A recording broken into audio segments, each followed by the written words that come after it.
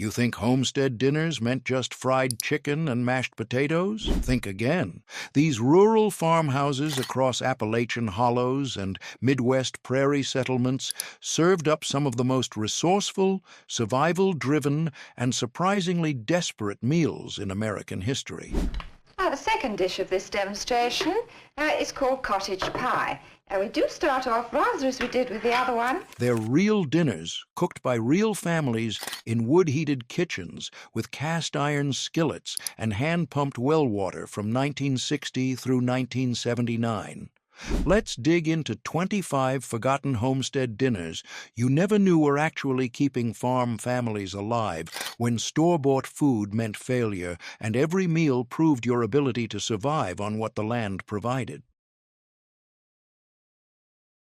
Your grandmother made salt pork with milk gravy every Monday morning in 1967, desperate protein stretching when fresh meat cost too much for weekly wages. She bought 1 pound of salt pork belly for 39 cents at the country store on Saturday, soaked it overnight in cold well water to remove excess salt, sliced it into quarter-inch strips, fried it in her grandmother's cast-iron skillet until the fat rendered clear and the meat crisped brown. She poured off most of the drippings into a tin can for later cooking, kept 3 tablespoons in the pan, whisked in flour until it turned golden, added cold milk from the morning milking slowly while stirring to prevent lumps. The pork was salty, fatty, crispy, with charred edges that crunched between your teeth. The gravy was thick as paste, pure white with black pepper specks, floating in butter fat. It cost 64 cents total in 1968, fed 6 people for breakfast, equivalent to $5.80 today. Pennsylvania Dutch neighbor made scrapple every November in 1972, using every part of the hog except the squeal, because wasting meat meant disrespecting God's provision. He boiled the pig's head, heart, liver, and any trimmings too small for sausage in a massive iron kettle for 4 hours until the meat fell off the bones, picked through the mass removing bones and cartilage with bare hands, chopped the meat fine with his grandfather's hand-cranked grinder, returned it to the cooking liquid with cornmeal, sage, black pepper, and salt, stirred constantly for 2 hours until it thickened into mush. He poured it into loaf pans greased with lard, let it set overnight in the cold cellar, sliced it half-inch thick in the morning, fried it in its own fat until both sides crisped mahogany. The scrapple was porky herbal mineral with organ meat funk underneath, crispy outside and soft inside like meat pudding. Your mother made beans and hot water cornbread every Wednesday in 1965, depression cooking that survived into the space age because it functioned perfectly as cheap protein. She soaked dried pinto beans overnight in a chipped enamel pot, simmered them all day with 1 ham hock for 49 cents, a chopped onion, and bay leaves from the garden. For the cornbread, she mixed white cornmeal with boiling water and salt, nothing else. Shaped it into palm-sized patties with wet hands, fried them in bacon grease, saved in a coffee can beside the stove until they formed a golden crust. The beans were creamy without losing shape. Ham hock meat fell into shreds through the pot liquor that thickened with released starch. The cornbread was crispy oily outside with dense corn interior, no sweetness, pure grain taste with pork fat coating your mouth. It cost 89 cents in 1965, fed 8 people, equivalent to $8.50 today. It proved your ability to feed a family for under $1 when paychecks barely covered rent. Beans and hot water cornbread disappeared when soul food became regionalized rather than universal poverty cuisine, and young cooks rejected recipes without eggs, milk, or sugar as not real cornbread. Your grandfather made Hoover stew every Sunday in 1973, named after President Hoover, who presided over the Depression that taught him survival cooking he never unlearned. He bought soup bones for 29 cents per pound, browned them in a Dutch oven, added every vegetable on sale that week, potatoes, carrots, onions, cabbage, turnips, whatever cost least at the farmer's market. He bought soup bones for 29 cents per pound, browned them in a Dutch oven, added every vegetable on sale that week: potatoes, carrots, onions, cabbage, turnips, whatever cost least at the farmer's market. He added water, canned tomatoes, dried herbs from last summer's garden, simmered it 4 hours until the vegetables dissolved into mush and the bones gave up their marrow into the broth. The stew was brown-gray-orange, swirled together, tasted like vegetable essence with bone marrow richness underneath. No distinct flavors, everything merged into survival fuel. It cost $1.75 in 1973, fed 10 people from one pot, equivalent to $12 today.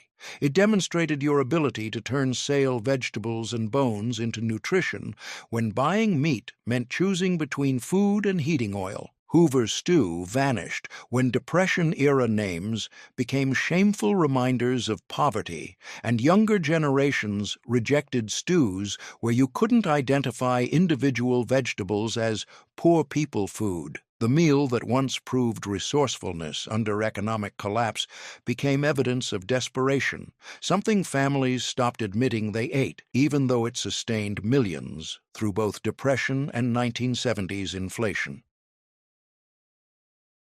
Your father made creamed chipped beef on toast every Saturday morning in 1968, military food he learned in the Army that followed him home because it was fast protein feeding. He bought 1 jar of dried beef chips for 79 cents, rinsed them under cold water to remove salt, tore them into strips, made white sauce in a saucepan with butter, flour, and milk, added the beef, let it simmer until the sauce thickened gray-brown from beef juices. He served it over toasted white bread that soaked up the gravy into paste. The beef was salty, creamy, peppery, with chewy texture like leather softened in cream.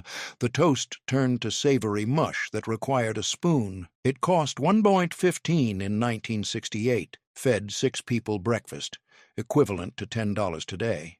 It proved efficiency from jar to table in 12 minutes when working parents needed hot food before factory shifts started. Creamed chipped beef on toast disappeared when its military nickname, "shit on a shingle," became too crude for polite company, and cream sauce became fattening instead of filling. The dish that once demonstrated practical morning efficiency became a punchline. These first 5 dinners weren't just forgotten recipes. They were survival engineering masked as homemaking that required skills nobody teaches anymore. They required the ability to transform salt-preserved scraps, organ meats nobody wanted, and Depression-era poverty vegetables into nutrition that kept families alive or faced judgment from neighbors watching your competence. The next 5 represent even greater desperation. Meals requiring mastery of wild game, fish parts store-bought customers refused, and grain dishes that proved you'd abandoned meat entirely when paychecks failed. Your grandfather shot cottontail rabbits behind the barn in 1970, wild meat that cost nothing but ammunition when store beef hit $1.29 per pound. He skinned them on a nail in the shed, soaked the meat in salted water overnight to remove gamey blood taste, cut them into pieces like frying chicken, legs, thighs, saddle, shoulders, dredged them in seasoned flour, fried them in a cast-iron skillet with lard until golden brown with meat tender enough to pull from small bones. The rabbit was lean, sweet, delicate, with almost no fat, texture like dark meat chicken but drier. The cream gravy added richness the meat lacked naturally. It cost 35 cents for shotgun shells in 1970, fed his family of 6. Your grandmother made split-pea soup every Thursday in 1966, using the ham bone from Sunday dinner because throwing bones away meant wasting food when people were hungry. She simmered the picked-over ham bone in water for 3 hours, extracting every bit of marrow and meat flavor, added dried split peas, chopped carrots, onions, celery, bay leaves, let it cook all afternoon until the peas dissolved into thick puree. She fished out the bone, picked off any remaining meat shreds, stirred them back into the pot that had turned army green with ham fat slicks floating on top. The soup was thick as porridge. The dish that stretched one ham into 4 meals became something people claimed tasted good but never made themselves. Your neighbor made Brunswick stew every autumn in 1971, regional survival cooking from the South that fed harvest crews before agribusiness corporations arrived. He started with a squirrel or rabbit shot that morning, simmered it with lima beans, corn cut from cobs, tomatoes from the garden, potatoes, onions in a huge pot over outdoor fire. He added butter beans, okra if anyone had extra, hot peppers from his own plants, cooked it 4 hours until the meat fell apart and the vegetables merged into thick brown mush you ate with a spoon. The stew was tomato corn meat, flavored all blended together, thick enough to stand a spoon upright, tasted like everything good from a farm in one pot. It cost $2.30 for ingredients beyond the shot game in 1971, fed 20 harvest workers, equivalent to $17 today. It demonstrated Southern tradition and ability to feed large groups when commercial catering meant bankruptcy. Brunswick stew disappeared when wild game became controversial, and young people rejected stews where you couldn't identify individual ingredients as poor people slop. The dish that once proved communal feeding skills during harvest became something only old-timers made for historical demonstrations, too labor-intensive and culturally specific for anyone living in suburban developments. Your mother made Depression-era potato soup every Tuesday in 1969, poverty cooking learned from her mother, who survived the 1930s by making nutrition from nothing. She boiled diced potatoes in water with 1 onion, mashed some of the potatoes against the pot side to thicken the broth, added milk if she had extra from the dairy, butter if the budget allowed, salt and pepper always. She served it with crackers crushed into the bowl to make it more filling, pure carbohydrate survival fuel. The soup was white bland starchy with onion sweetness, thin enough to drink, but thick enough from mashed potato starch to feel substantial. It cost 47 cents in 1969, fed 6 people dinner, equivalent to $3.80 today. It proved your ability to create hot food when the paycheck didn't stretch to meat or even beans, keeping children fed when mother's pride couldn't. Depression-era potato soup vanished when soup without stock became not real soup, and food writers shamed dishes lacking protein as nutritionally inadequate. The meal that kept families alive through economic disasters became something people denied eating. Evidence your family practiced poverty cooking when other families could afford meat and vegetables in their soups. Your grandfather made fish head stew in 1974, using the parts fishmongers threw away because letting free protein rot was sinful waste. He brought home fish heads from the dock, where commercial fishermen discarded them after filleting, boiled them with potatoes, onions, tomatoes, carrots in a large pot for 2 hours until the meat fell from skulls and the eyes turned opaque white, floating in broth. He picked through the pot, removing bones and skulls, leaving the flaked fish meat mixed with vegetables in cloudy, fish-flavored liquid. The stew was fish-flavored intensely, not subtle dinner fish, but strong sea taste from the heads that held the most flavor. Texture was soft fish, mixed with soft vegetables. Occasionally you'd hit a missed bone or piece of cartilage. It cost 35 cents for vegetables in 1974. The fish heads were free scrap, equivalent to $2.20 today. It demonstrated willingness to use every part and overcome squeamishness when buying filleted fish meant going without protein. Fish head stew disappeared when younger generations refused to eat anything that still looked like an animal with eyes staring from the pot. The dish that proved coastal survival skills became something only immigrant families admitted making, evidence you practiced extreme poverty, cooking that respectable Americans wouldn't tolerate even during hard times. These 10 dinners weren't just rural cooking, they were strategic poverty engineering that separated families who survived from families who went hungry. They required hunting skills, willingness to use animal parts grocery stores discarded, and the ability to turn bones and scraps into nutrition or watch your children stay hungry. The next 5 represent even more desperate innovation. Meals using organ meats others feared, preserved ingredients from last harvest, and techniques requiring all-day labor when working families supposedly had no time.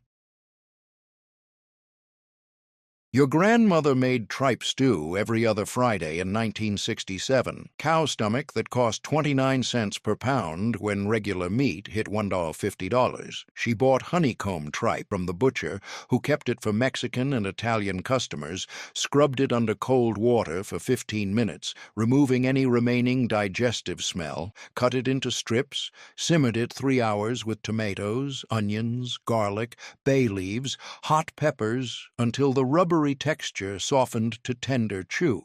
The kitchen smelled like barnyard while it cooked, unavoidable truth of cooking organs.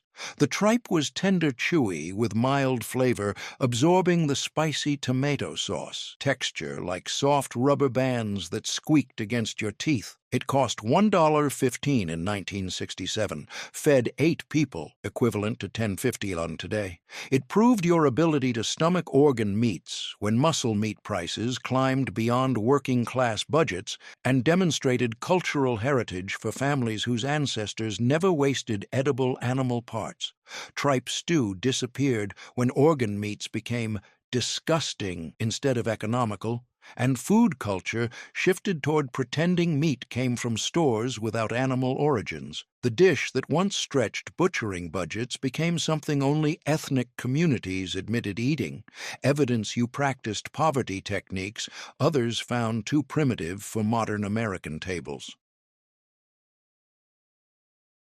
Your mother made fried cornmeal mush in 1970, Depression breakfast.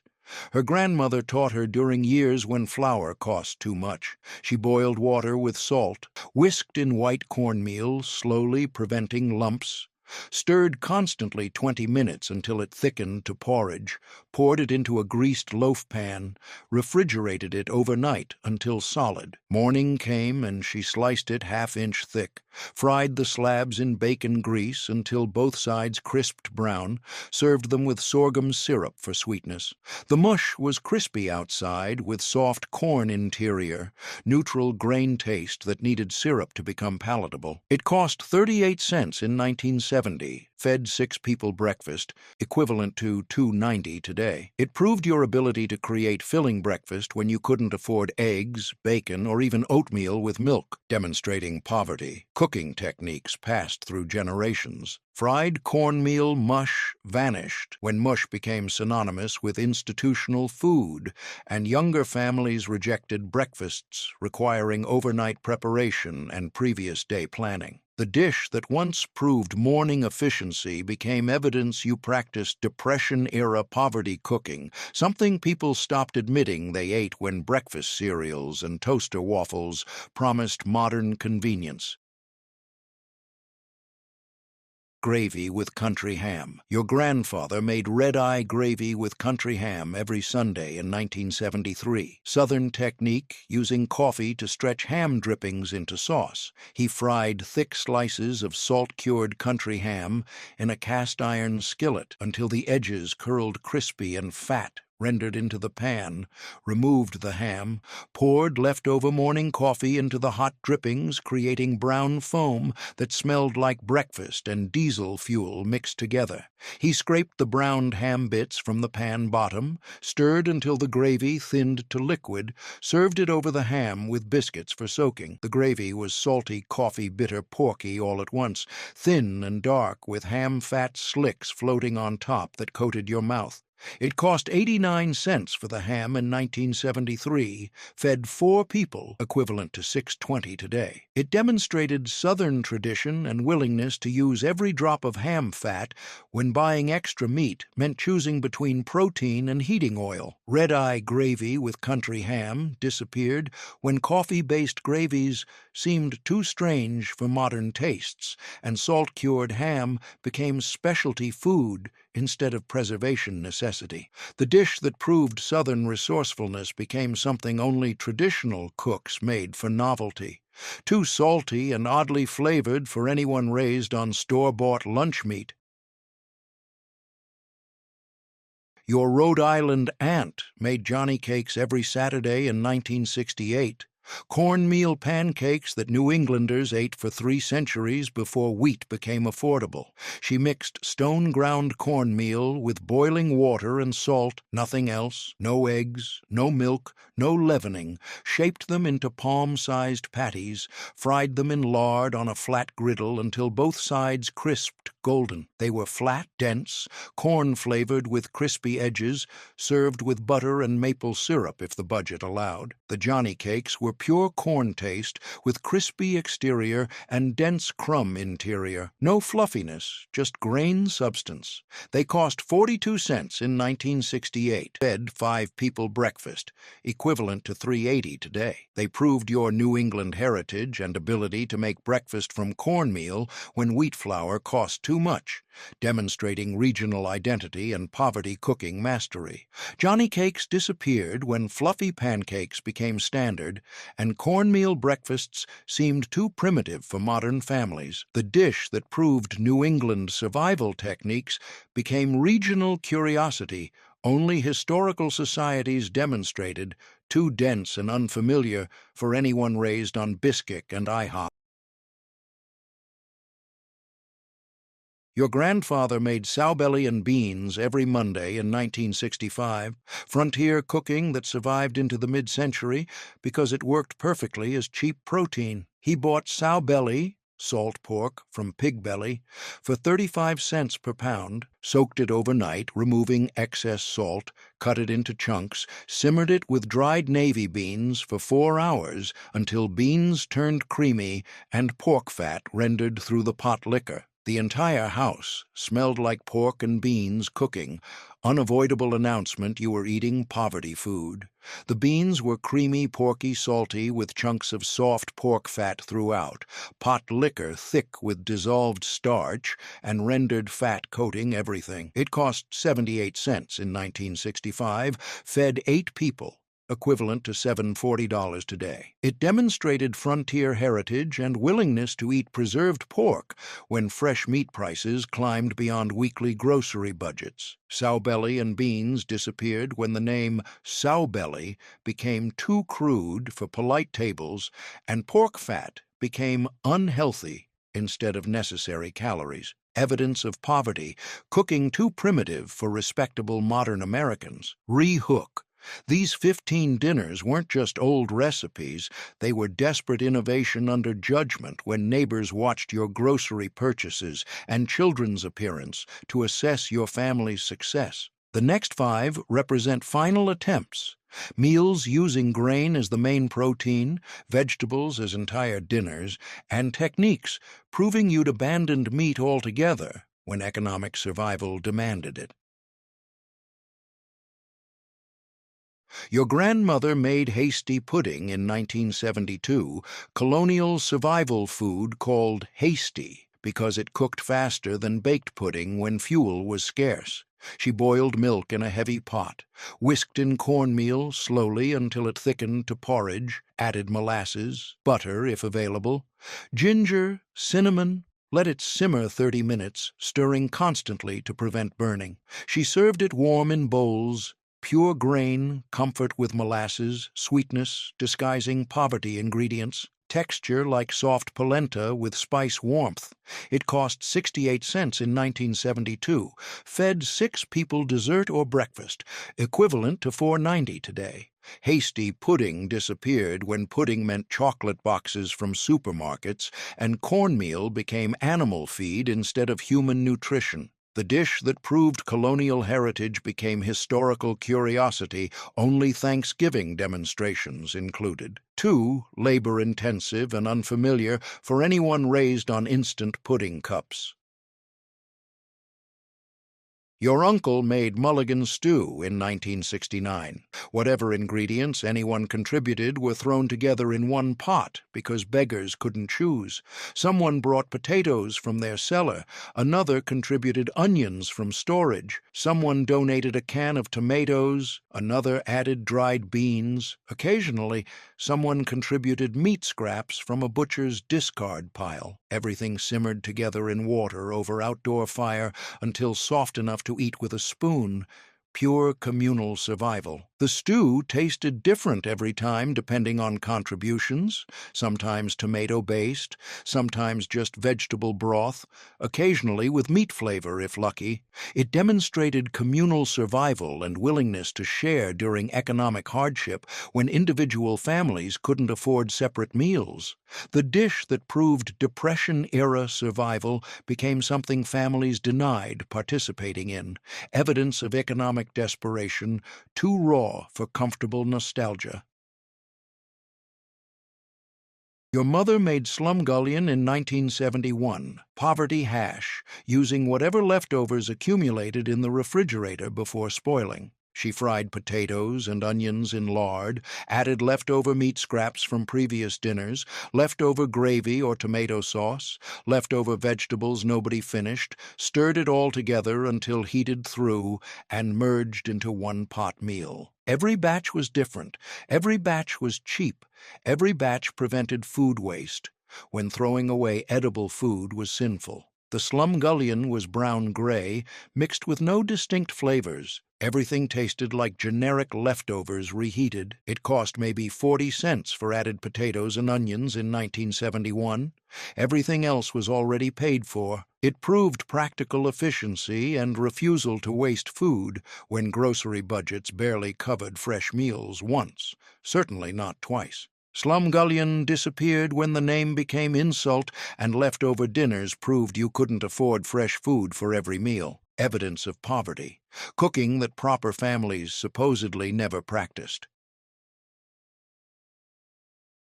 Your grandfather ate corn pone and drippings in 1966. Depression breakfast requiring nothing but cornmeal, water, salt, and saved bacon grease. He mixed cornmeal with boiling water into thick dough, shaped it into patties with wet hands, baked them on a greased griddle until crusty outside. He served them with bacon drippings poured over top for fat and flavor.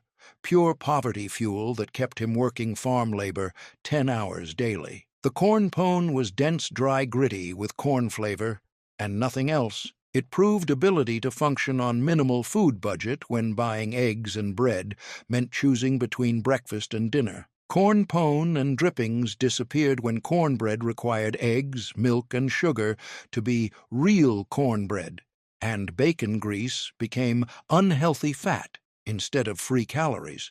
The dish that kept farm laborers working became something people denied eating, evidence of poverty so extreme you couldn't afford proper breakfast ingredients. Your New England grandmother made traditional boiled dinner every Thursday in 1970. One-pot technique, cooking entire meal together to save fuel when heating oil cost too much. She boiled a corned beef brisket in water for 3 hours, added whole potatoes, carrots, cabbage wedges, turnips, onions during the last hour. Let everything simmer together until vegetables turned soft and absorbed beef flavor. She served it on platters with mustard and horseradish, the cooking liquid saved for next day's soup. The dinner was salty beef flavored with soft vegetables that fell apart when you forked them. Everything tasted like corned beef because everything cooked in beef water. It cost $3.85 in 1970, fed 8 people with leftover meat for sandwiches, equivalent to $29 today. It proved New England tradition and fuel efficiency when heating homes and cooking food competed for the same expensive oil. rehook. These 20 dinners weren't just homestead cooking, they were final stage poverty techniques, proving economic survival mattered more than food preferences when families chose between eating and heating.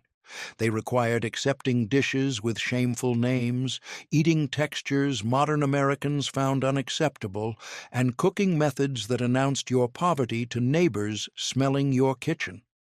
The last 5 represent ultimate desperation, meals using animal parts.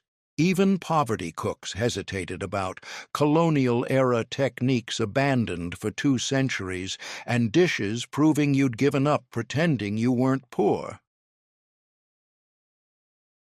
Your great-grandfather made stone-boiled beef in 1963, frontier technique when you didn't own cookpots or couldn't afford fuel for fire. He dug a hole in the ground, lined it with animal hide, filled it with water and beef scraps, heated stones in fire until red-hot, dropped them into the water with forked sticks until the water boiled, added more hot stones, periodically keeping it boiling until the beef turned tender. The entire process took 6 hours and required constant fire tending and stone heating. The beef was bland boiled with no browning or seasoning beyond salt.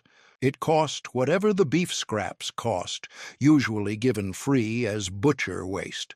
Stone-boiled beef disappeared when even the poorest families owned metal pots, and using Stone Age techniques became evidence of poverty too extreme for comfortable acknowledgement. The dish became historical demonstration only, proof that some homesteaders practiced survival techniques that seemed prehistoric even during the 1960s. Your grandmother made fried salt pork and greens every week in 1968, preserved meat from last fall's hog butchering because buying fresh meat weekly was impossible on farm income.